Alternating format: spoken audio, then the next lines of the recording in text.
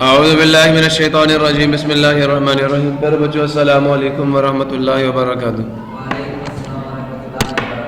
Rabbi इश्रह ली सदरी व यस्सिर ली अमरी वहलुल उक़दतम मिन लिसानी यफ़क़हू क़ौली रब्बि ज़िदनी इल्मा।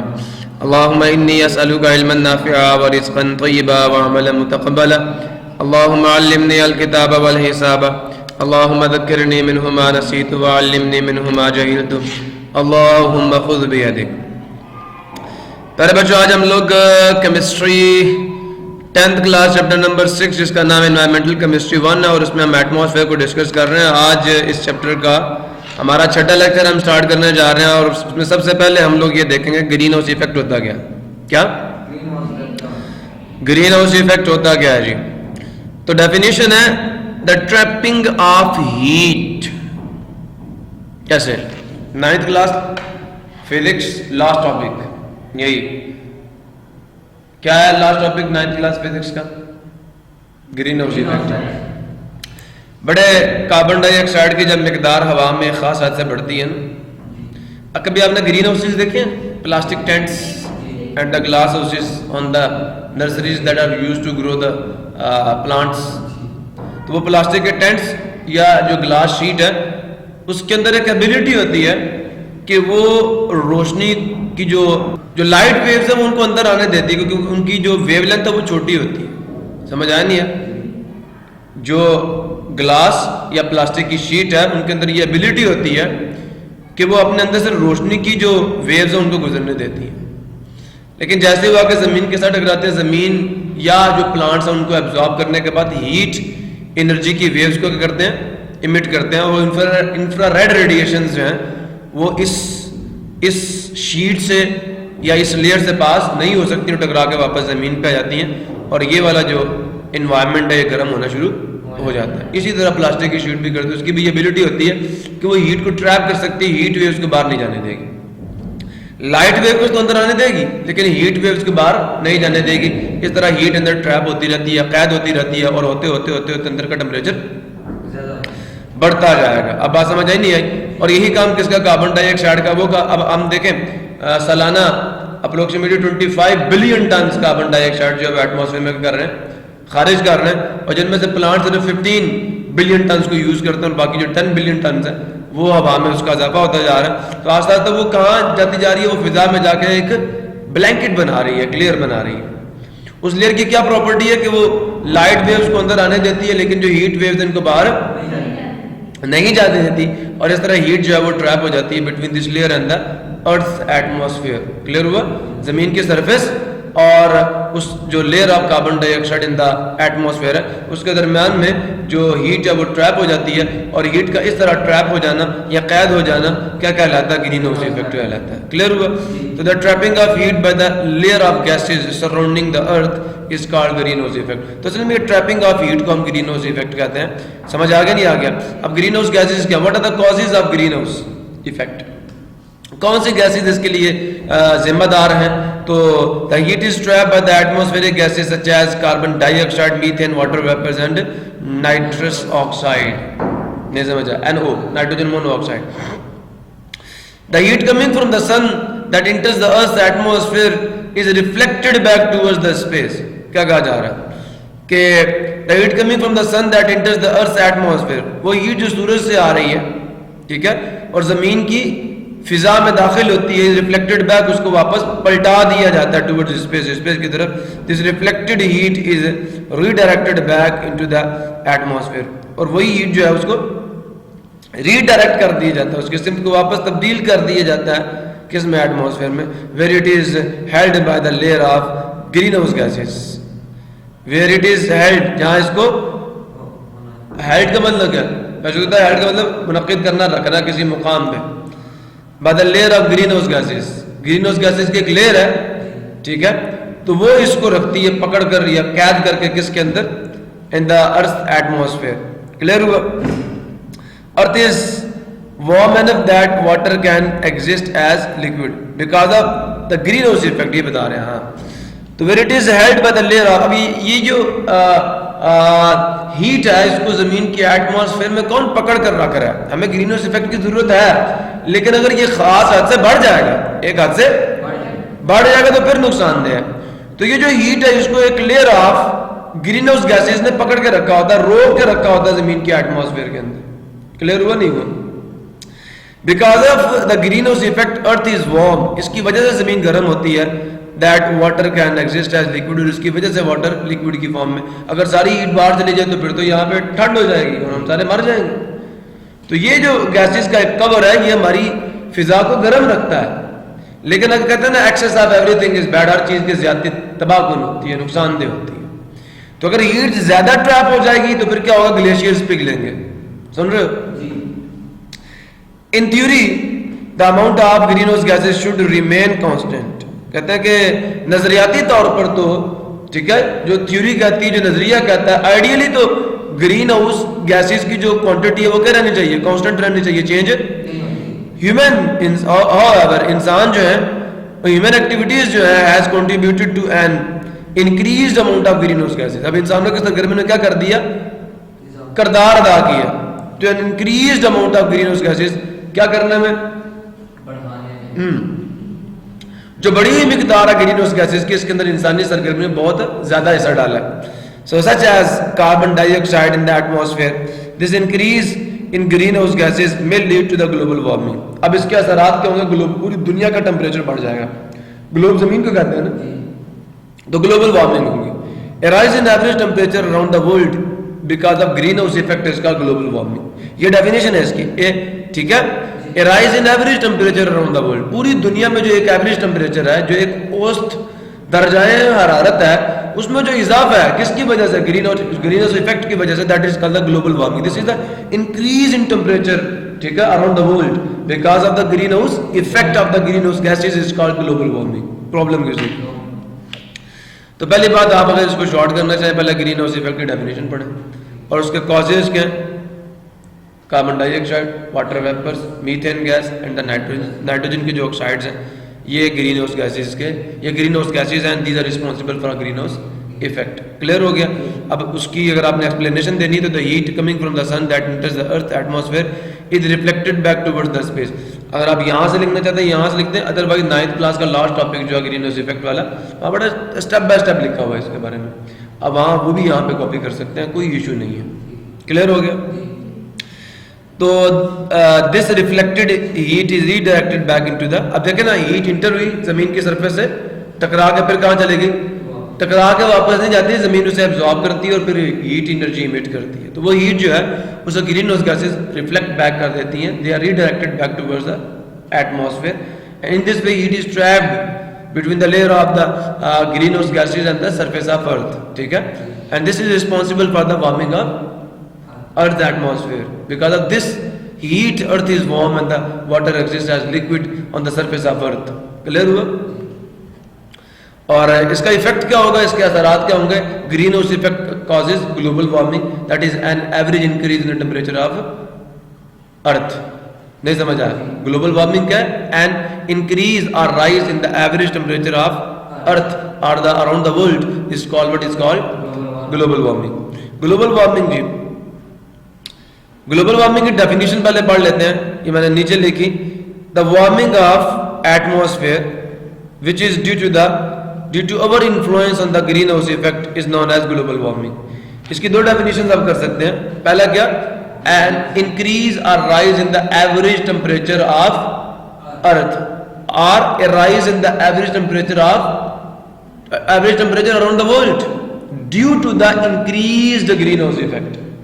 ठीक है, is called what is called global warming. दोनों डेफिनेशन रिकॉर्ड हो गई है। क्लियर?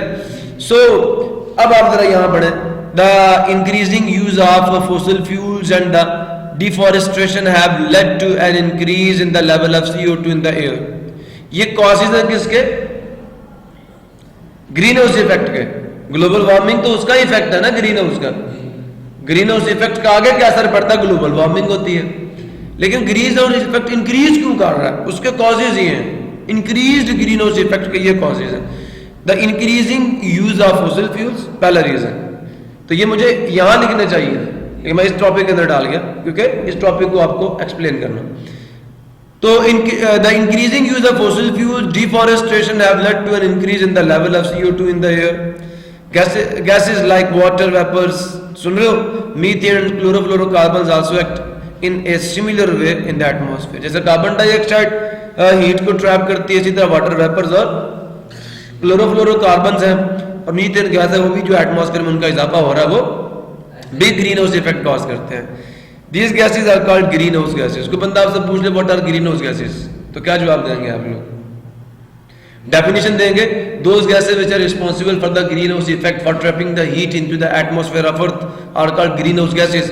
और उनके नाम क्या है? वाटर वेपर्स है, मीथेन गैस है, सुन रहे हो, क्लोरोफ्लोरोकार्बन्स है, कार्बन डाइऑक्साइड है और नाइट्रोजन के ऑक्साइड्स हैं। ये 5 गैसेस के नाम लिख देना, पहले डिफाइन करना है इसको। मॉलिक्यूल्स ऑफ दीज, अब ये करते क्या है? आज अगर बंदा पूछ लो, these gases are responsible for the green house effect, तो यहां से शुरू हो रहा है कि ग्रीन हाउस इफेक्ट कैसे कॉज होता है। Molecules of these gases absorb much of the infrared radiations given out by the surface of. Infrared radiations कौन सी? Heat radiations. जो जमीन हीट इमिट करती है ना, वो किसकी फॉर्म में करती है? इंफ्रारेड रेडिएशंस की फॉर्म में। मैंने आपको सोलर स्पेक्ट्रम बताया था कि सबसे नीचे रेडियो टेलीविजन वेव्स होती हैं, उसके ऊपर इंफ्रारेड रेडिएशंस होती हैं, याद है, माइक्रोवेव्स होती हैं, और उसके बाद इंफ्रारेड रेडिएशंस होती हैं। इंफ्रारेड के बाद आपका विजिबल स्पेक्ट्रम होता है, उसके बाद अल्ट्रावायलेट होती हैं, कुछ याद आ रहा नहीं आ रहा, फिर गामा रेडिएशंस होती हैं, फिर कॉस्मिक वेव्स होती हैं। तो ये पूरा एक स्पेक्ट्रम है, नहीं समझ आ रहा है पक्का? तो ये कह रहे हैं कि द इंक्रीज कहां गया? Molecules of these gases absorb, ये गैसेस क्या करती है? एब्जॉर्ब कर लेती है much of the infrared radiations given out by the surface of अर्थ। ज्यादातर जो इंफ्रारेड रेडिएशंस होती हैं, ज्यादातर हीट खारिज होती है अर्थ की एटमॉस्फेयर से, ये उसको अर्थ की सरफेस से वो उसको अपने अंदर एब्जॉर्ब कर लेती है। This increases their kinetic energy so the atmosphere becomes hotter. इससे क्या होता है? इन गैसेस की, क्योंकि ये तो एटमॉस्फेयर में है, तो इन गैसेस के मॉलिक्यूल्स की काइनेटिक एनर्जी क्या जाती है? इंक्रीज हो जाती है। देखें, हीट एनर्जी एब्जॉर्ब होगी तो टेम्परेचर राइज करेगा, और टेम्परेचर क्या मतलब है? Average kinetic energy. तो kinetic energy of this molecule will increase. So higher the concentration of green house gases in the air. अब मजे की बात यह है, जितनी ग्रीन हाउस गैसेज आपके एटमॉस्फेयर में होंगी, उतनी ज्यादा हीट ये एब्जॉर्ब करेंगी और उतना ज्यादा राइज इन टेम्परेचर आएगा। बात समझ आ रही है? तो यही वो कह रहे हैं, higher the concentration of green house gases in the air, the greater is the green house effect and the greater will be increase in temperature. Increase in temperature मतलब greater will be global warming. Trapping ज्यादा होगी, green house effect ज्यादा होगा, तो उसका असर क्या पड़ेगा? It will increase the temperature. So the green house effect is a natural phenomena. Green house effect की जरूरत है हमें, नेचुरल फिनोमेना है, कुदरती अमल है। Of energy distribution mechanism of earth, किसकी? एनर्जी की तकसीम का, ठीक है, एनर्जी की तकसीम का जो निज़ाम है ऑफर जमीन की, जमीन के ऊपर जो हीट एनर्जी की तकसीम का कुदरती निज़ाम है, that is a green house effect. कुदरती तौर पर अगर ये एस्टैब्लिश रहे तो that is well and good, लेकिन अगर इंसानी सरगर्मी से डिस्टर्ब करेंगे तो पूरा का पूरा इन्वायरमेंट चेंज हो जाएगा। समझ आया? तो green house effect is the natural phenomena of energy distribution mechanism of earth. However, certain human activities are threatening to cause a significant increase in greenhouse effect. तो कुछ इंसानी सरगर्मियां जो हैं वो क्या कर रही हैं? वो थ्रेटन कर रही हैं, खतरा लाहक कर रही हैं, खतरा बन रही हैं। ठीक है, फिर सुन ले, और सर्टेन ह्यूमन एक्टिविटीज थ्रेटन का मतलब धमकी देना, लेकिन यहाँ धमकाना नहीं है, वो खतरात लाहक कर रही हैं। टू कॉज ए सिग्निफिकेंट, किसके लिए? किसके लिए? टू कॉज, पैदा करने के लिए, सिग्निफिकेंट इंक्रीज, एक अच्छा खासा इजाफा, अच्छा खासा इजाफा किसके अंदर? एक अच्छे खासे इजाफे का बायस बन रही है इन द ग्रीन हाउस इफेक्ट। किसके अंदर? ग्रीन हाउस इफेक्ट के अंदर। देखिए, ग्रीन हाउस इफेक्ट तो एक नेचुरल प्रोसेस है, लेकिन उस नेचुरल प्रोसेस में भी किसका बायस बन रही है? इजाफे का बायस बन रही है। तो ये बच्चे आपके सामने ग्रीन हाउस इफेक्ट की डेफिनेशन आ गई। ग्रीन हाउस गैसेज कौन कौन सी हैं ये मैंने आपको बता दिया। ठीक है, फिर आगे बता रहा हूँ कि हाँ जी, इंक्रीजिंग फॉसिल, ये इसके रीजन हैं। और ये क्या करते हैं, यहाँ से शुरू हो रहा है कि molecules of these gases absorb much of the infrared radiation given out by the surface of earth. उससे क्या होगा, average kinetic energy of the molecules बढ़ जाएगी और उससे आपकी एटमॉस्फेयर मजीद गर्म हो जाएगी. समझ आया? और higher the concentration of green house gases in the air, जितनी ज्यादा कंसंट्रेशन होगी ग्रीन हाउस गैसेज की एयर में, the greater is the green house effect and greater will be the increase in temperature. The greenhouse effect is a natural phenomenon of energy distribution mechanism on earth. However, certain human activities are threatening to cause a significant increase in the greenhouse effect. तो कुछ खास किस्म की इंसानी सरगर्मी है जो खतरात लाहक कर रही हैं, जो पैदा कर रही हैं. क्या पैदा कर रही हैं? ग्रीन हाउस इफेक्ट के अंदर एक अच्छा खासा इजाफा, या ग्रीन हाउस इफेक्ट में एक अच्छे खासे इजाफे का बायस बन रही है कुछ इंसानी सरगर्मियां. व्हाट आर सच एक्टिविटीज, वो एक्टिविटीज क्या हैं?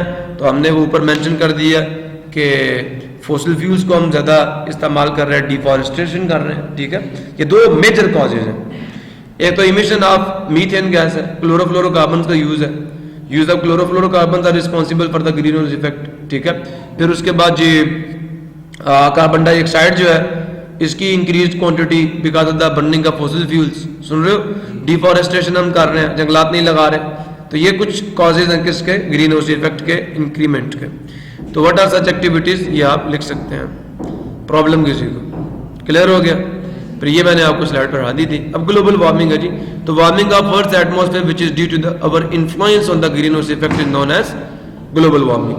Global warming is due to the upset in the natural balance of the concentration of green house gases in the atmosphere. Global warming किस वजह से हो रही है?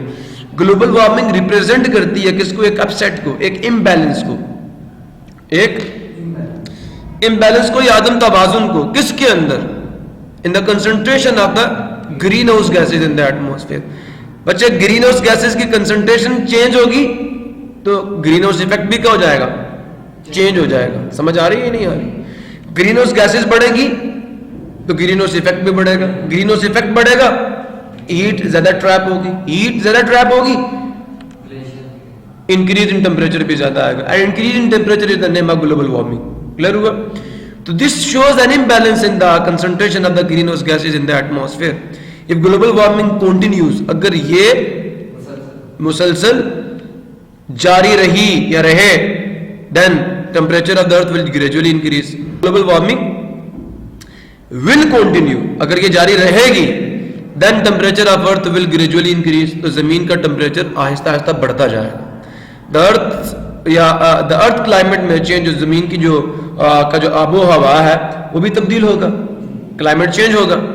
affecting both where there is rainfall and how much there is of it. इससे क्या होगा? ये असरअंदाज होगा दोनों जगहों पे. Where there is rainfall, कि बारिश कहाँ पे हो रही है, and how much there is of it, और वहाँ पे उसकी कितनी क्वांटिटी है.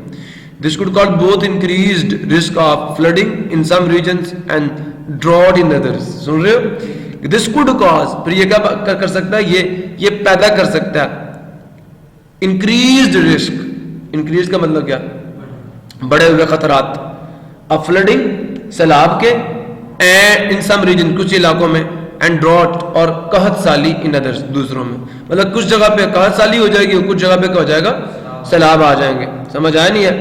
तो पोलर आइस में मेल्ट, और जो आपके पोल्स पे आइस है, मैंने कहा ग्लेशियर्स जो हैं वो पिघलेंगे and cause significant increase in sea level, और उससे समंदर जो है उसकी सतह भी ऊंची हो जाएगी.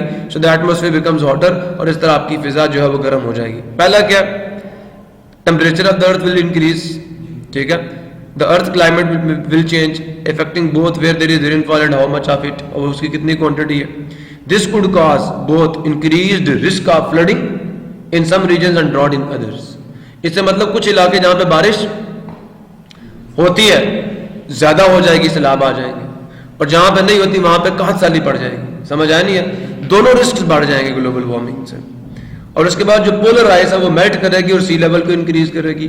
और तीसरा क्या है? एटमॉस्फेयर मजीद गर्म से गर्मतर होती चली जाएगी. Self assessment exercise 14.6 define global warming. Can you define it? The warming of atmosphere which is due to our influence to the green house effect is known as global warming. या हम इसको ऐसे define कर सकते हैं, an average increase in the temperature around the world. ठीक है, is called what is called global warming because of the green house effect, increased green house effect. Clear हुआ?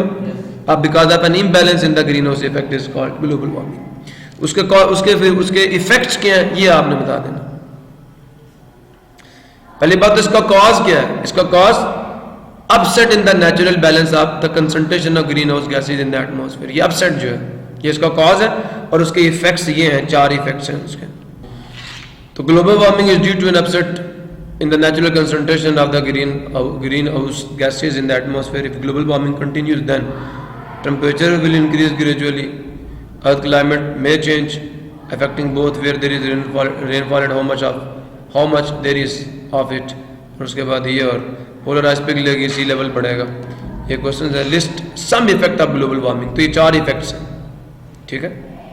टेम्परेचर बढ़ेगा, एटमॉस्फेयर गर्म, इन दोनों को इकट्ठा कर लो। Temperature of earth will increase and atmosphere becomes hotter. फिर ये कर लें, polar ice will melt and it causes a significant increase in the sea level. और लास्ट पे ये कर लें, छोटे छोटे वाले आते हैं। So list some substances that is responsible for global warming. तो ग्रीन हाउस गैसेज के नाम लिखे, वाटर वेपर्स है, मीथेन गैस है, कार्बन डाइऑक्साइड गैस है, क्लोरोफ्लोरोकार्बन है, और एक रह गया नाइट्रोजन के ऑक्साइड्स हैं। क्लियर हो गया? So society, technology and science. So let us start the work. Incineration क्या होता है? ये incineration is a waste treatment process. ये मैंने बता दिया आपको। इसकी डेफिनेशन ये है, the process in which solid waste is burnt. इसे वैसे burnt आना चाहिए, लेकिन आजकल ये इसको भी रेगुलर बना रहे हैं, अंग्रेजी के वर्ड्स चेंज कर रहे हैं, सारी वर्ड्स को रेगुलर बना रहे हैं। The process in which solid waste is burnt at high temperature is called incineration. क्या आपने कूड़ा इकट्ठा किया? सॉलिड वेस्ट, जब का सॉलिड कूड़ा उसको कटा किया और उसको आग लगा दी, तो इंसिनरेशन इस प्रोसेस को कहते हैं। The process in which solid waste is burned at high temperature is called incineration. Incineration consumes all combustible materials. सारा जलने वाला मवाद जो है उसको कंज्यूम कर लेता है। कंज्यूम करने का मतलब इस्तेमाल कर लेना, खत्म कर देना। लिविंग बिहाइंड ऐश रेसिड्यू, और पीछे क्या बचता है? राख, ठीक है। बाकी पीछे रह जाता है राख एंड नॉन कंबस्टिबल मटेरियल, और वह मादा जो जल नहीं सकता। This process generally reduces the volume of waste by 1/3। ये क्या करता है? अगर आपके पास फॉर एग्जाम्पल 3 मीटर क्यूब कोई आपका वेस्ट था, तो पीछे कितना रह जाएगा? 1/3। मतलब उसका कि 2 हिस्से जला देगा और तीसरा हिस्सा छोड़ देगा। समझ आया नहीं है? तो but it is not a clean process, लेकिन ये एक साफ अमल नहीं है। It produces air pollution. जितनी गंदी गैसेस बनेंगी कहाँ जाएंगी? हवा में जाएंगी। It generates considerable smoke and order. इससे बदबू भी पैदा होती है और इससे धुआं पैदा होता है। दिस स्मोक में contain oxides of nitrogen and sulphur, और उसके अंदर क्या हो सकते हैं? इस धुएं के अंदर ऑक्साइड ऑफ नाइट्रोजन भी हो सकते हैं और सल्फर के ऑक्साइड्स भी हो सकते हैं। तो इट इज, इसके नुकसानात क्या हैं? समझ आया? फायदा यही है कि वॉल्यूम ऑफ द जो सॉलिड वेस्ट है वो कम हो जाता है by 1/3, but it is not a clean process. पहली बात इसका नुकसान ये, it is not a clean process. Number 2, it produces the air pollution. Number 3, it generates smoke and odour. और number 4, this smoke may contain oxide of nitrogen and sulphur. Problem किसी में definition of incineration समझ आ गई है? अब ये इन्होंने पीछे दी थी। Incineration is a waste treatment process in which solid waste is burn at high temperature. Incineration consumes all combustible materials, leaving behind ash residue and non-combustible materials. This process generally reduces the volume of waste by 2/3, but it is not a clean process. These are the disadvantages of incineration. It produces air pollution. It generates considerable smoke and odor. This smoke may contain oxides of nitrogen and sulfur, which are the pollutants. ये समझ आ गया? Acid rain और उसके असरात, सादा सी definition एक मैंने आपको सेकंड चैप्टर में दी थी। रेन दैट कंटेन्स एसिड्स, याद आया? वो बारिश जिसमें तेजाब हो, दैट कंटेन्स एसिड। कौन कौन से एसिड हो सकते हैं? सल्फर डाइऑक्साइड हवा में गए तो सल्फ्यूरिक एसिड बनेगा। नाइट्रोजन के ऑक्साइड्स हवा में गए तो कौन से एसिड बनेगा? नाइट्रोजन के एसिड, नाइट्रिक एसिड बनेगा। क्लियर हुआ नहीं हुआ? तो कहता था rain having pH value less than 5.6 is called acid rain. बड़ी मजेदार डेफिनेशन कि वो रेन जिसकी कम हो एसिड रेन कहलाती है। सादा सी डेफिनेशन है। और इसके कॉजेज क्या है? Oxides of sulphur and nitrogen. सुन रहे हो? Normal rain water is saturated with the हवा में कार्बन डाइऑक्साइड है। तो आम जो बारिश का पानी बरसता है ना, उसके अंदर कार्बन डाइऑक्साइड होती है, कार्बोनिक एसिड होता है उसमें, लेकिन वो हमें नुकसान नहीं पहुंचाता। It has a pH value of 5.6। इसकी पीएच वैल्यू कितनी होती है normal? 5.6। However, the acidity of rainwater greatly increases in polluted areas during the thunderstorm। ये कह रहे हैं कि जो एसिडिटी है किसकी? रेन की, बारिश की। जो पोल्यूटेड एरियाज हैं, जो आलूदा इलाके हैं, उनमें जो बारिश की एसिडिटी है वो बढ़ जाती है, तो पीएच वैल्यू क्या हो जाएगी? कम हो जाएगी। ड्यूरिंग थंडरस्टॉर्म, थंडरस्टॉर्म क्या है? थंडरस्टॉर्म क्या है? गरज चमक, जहां बिजली गरजती है, ठीक है। थंडरस्टॉर्म क्या? ऐसा स्टॉर्म या ऐसा तूफान जिसमें क्या हो? बिजली चमके। तो सल्फर डाइऑक्साइड, अब होता क्या है उसमें? जो सल्फर डाइऑक्साइड होती है ना बच्चे, from power plants use fossil fuels and nitrogen oxides from exhaust fumes of the automobile dissolve in rain water producing acids. और इलेक्ट्रिकल डिस्चार्ज इन सारे इस काम में मददगार साबित होता है। मेरी बात सुन रहे हो नहीं सुन रहे? नॉर्मली जो रेन वाटर है, सुन रहे हो, उसमें कार्बन डाइऑक्साइड डिसॉल्व होती है और वो कार्बोनिक एसिड की फॉर्म में बाहर आता है। 5.6 इसकी पीएच वैल्यू होती है। बात सुन रहे हो नहीं सुन रहे? तो यहां तक तो बात आपको समझ आ गई कि सैचुरेटेड है तो उसमें डिसॉल्व होती है कार्बन डाइऑक्साइड, लेकिन the acidity of rain is greatly increased in the polluted areas during the thunderstorm. क्यों? अब सल्फर डाइऑक्साइड कहां से निकलेगी? Fossil fuels using power plants की जो चिमनीज हैं उनसे सल्फर डाइऑक्साइड हवा में दाखिल होती है। और जो फ्यूम्स हैं किसके? नाइट्रोजन के ऑक्साइड्स के from the exhaust of automobiles, सुन रहे हो, dissolve in rain water producing the acid rain. तो ये दोनों चीजें कहां से निकल रही हैं? धुएं के साथ निकल रही है। फॉसिल फ्यूल्स यूजिंग, चाहे आपकी कार्स हैं या चाहे आपकी ऑटोमोबाइल्स हैं और आपकी पावर प्लांट्स हैं या आपकी जो फैक्ट्रीज हैं, जो भी फॉसिल फ्यूल्स यूज कर रहे हैं वो दोनों का कर रहे हैं, कंट्रीब्यूट कर रहे हैं in the production of sulphur dioxide and nitrogen oxides. Clear हुआ? These both gases combine with the rain water to produce the acids। Nitrogen के ऑक्साइड्स मिलेंगे तो क्या बनाएंगे? नाइट्रिक एसिड बनाएंगे। इनकी डिटेल्स मैंने अगर नहीं दी तो मैं दे देता हूँ। बताया था आपको कि वाटर ड्यूरिंग द थंडरस्टॉर्म क्या करता है? वाटर किससे मिलता है? ऑक्सीजन से, और OH बनाता है। ये OH किससे मिलता है? नाइट्रोजन के ऑक्साइड से, और क्या बना देता है? ठीक है, नाइट्रिक एसिड। एक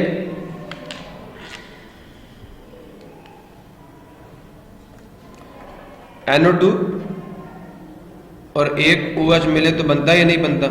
HNO3। 3 पूरे हो गए। तो ये होता है, ये इलेक्ट्रिकल डिस्चार्ज जो ड्यूरिंग द थंडरस्टॉर्म होता है, उसके नतीजे में 4 OH बनते हैं और ये चारों 4 नाइट्रोजन डाइऑक्साइड से मिलकर 4, ये 4 से कट जाएगा। तो ये रिएक्शन है किसकी मौजूदगी में? ऑक्सीजन के एक मॉलिक्यूल की मौजूदगी। 2 वाटर ऑक्सीजन के एक मॉलिक्यूल से मिलते हैं in the presence of 4 nitrogen dioxide और नाइट्रिक एसिड बनता है। अब जनाब similarly for the sulphur dioxide क्या होता है जी? सुन रहे हो? सल्फर ऑक्सीजन से मिलती है, सल्फर डाइऑक्साइड बनती है। ये सल्फर डाइऑक्साइड किससे मिलती है? ऑक्सीजन से सल्फर डाइऑक्साइड बनती है और फिर पानी से रिएक्शन करती है। सुन रहे हो नहीं सुन रहे? तो क्या बनाता है? Sulphuric acid. क्लियर हुआ? 2 सल्फर डाइऑक्साइड एक ऑक्सीजन से मिलेंगे, 2 सल्फर ट्राइऑक्साइड बनेंगे, 2 वाटर से मिलेंगे, 2 सल्फ्यूरिक एसिड बनेंगे। ये रिएक्शन। सो प्रॉब्लम किसी को? और यहां पे भी वही चीज मेंशन की जा रही है। ये रिएक्शन समझ आया कैसे हुआ? जी। क्या ये बैलेंस्ड है? चेक करें।